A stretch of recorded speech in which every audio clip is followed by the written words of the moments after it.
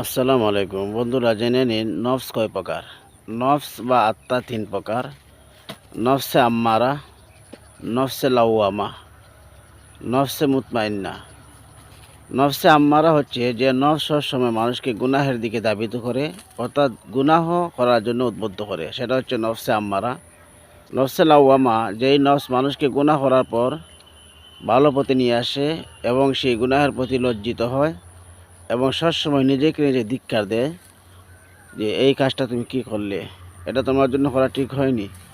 এই জন্য তার নিজের কৃতকর্মের প্রতি নিজে লজ্জিত যে নিজেকে নিজে ধিক্কার দেয়, এমন নফসের অধিকারী মানুষকে বলা হয় নফসে লাওয়ামা। সেই মানুষটি জান্নাতে যাবে।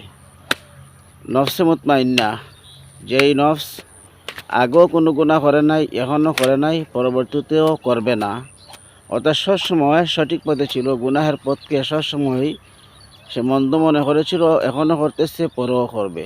এই নফসটা সাধারণত আম্বিয়ায়ে কেরামগণে হয়ে থাকে। এখন আপনারা যদি বুঝে থাকেন তাহলে আপনারা নিজেই নিজেকে জিজ্ঞাসা করুন আপনি কোন নফসের অধিকারী।